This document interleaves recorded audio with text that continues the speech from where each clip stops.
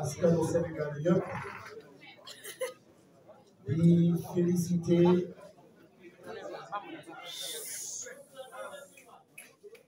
F24 yëpp di jël même style que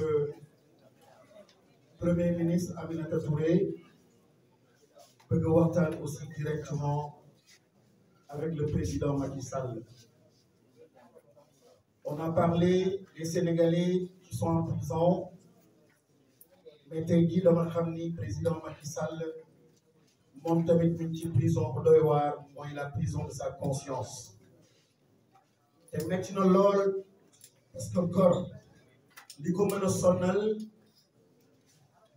mooy gàcce ak conscience boo xam ni mi ngi lay dóor mi ngi lay duma munoo nelaw munoo lekk munoo dox amatoo sa liberté conscience rek moo ko mën a teg nit moo ko mën a teg doomu aadama te président Macky Sall yoon laa ko bëgg a may su dee déglu na ma su dee déglu na waa F24 yoon bi mooy mu généreux.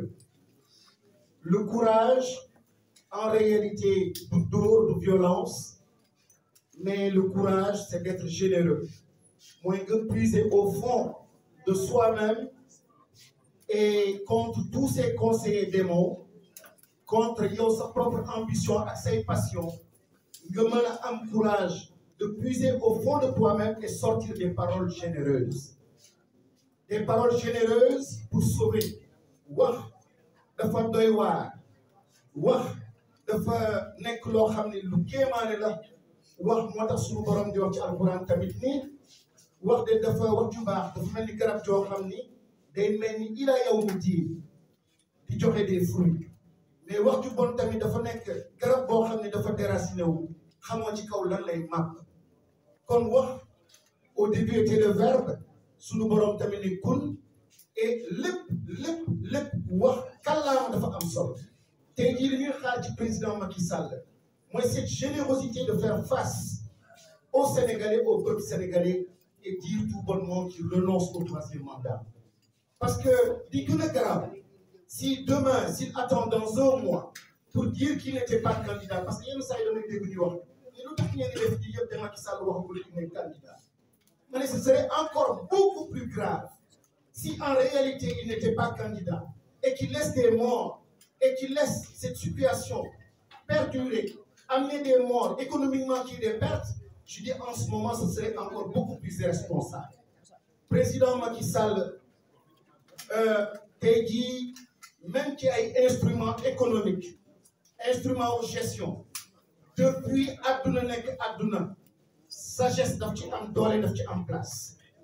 Et je l'ai rappelé une fois au Parlement, dîner ci au bas de l'échelle da ngay dégg les données nga tegaat ci kaw mu nekk information nga demaat ci kaw a kaw mu nekk connaissance nga demaat ci kaw mu nekk intelligence mais lii nekk ci kaw intelligence mooy hikma mooy sagesse te lii tegu ci kaw loolu mooy dëgg kon lii gën jege dëgg mooy la sagesse et l'équilibre te borom bi saa yuy wax saa yuy maye. On lui a donné le savoir, mais on lui a donné aussi la sagesse. Tey jii on ne peut pas diriger un pays, une organisation sans une dose de sagesse. J'interpelle le président Macky Sall. réew mi fi mu soxla tey li mu soxla du alal du xaalis du loi du dara li mu soxla mooy ce qui se situe au-dessus de tout cela mooy hikma et la sagesse. Nelson Mandela a été capable de réinventer les voies pour se reconnecter à cette sagesse. Sinon, Réum à l'époque, quand il accédait au pouvoir, mais il a été sage, mettre au point en avant un concept, vérité et réconciliation. Au Canada, avec les Amérindiens, ils ont été capables aussi de mettre en avant un processus, le peuple s'est réconcilié. Tout cela, c'est en mettant en avant la sagesse. Beaucoup de code pénal ou loi du code beaucoup de conseillers j'ai été membre du gouvernement. Je sais comment un dirigeant peut être complètement enfermé dans une prison. Le président Macky Sall, ayez le courage de faire face au destin et à l'histoire. Et vous qui êtes à côté aussi du président Macky Sall,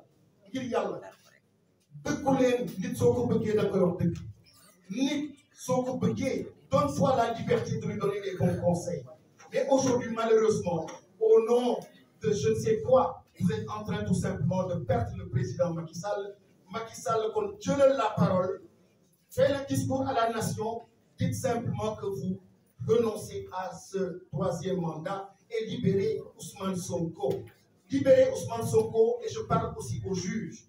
Un juge, lorsqu'il rend une décision de justice, bien sûr, il doit s'appuyer sur la situation des faits, mais il doit absolument agir sur la situation. Les juges, en ce moment, n'agissent pas sur la situation et lorsqu'on n'agit pas sur la situation, elle se transforme en procès politique, en problème politique et situation Sénégal dit qu'il faut le temps. Kon maa ngi gërëm ñëpp que le Sénégal tout entier se mobilise et qu'on libère le peuple et que Macky Sall nous entende et entende le peuple. Merci.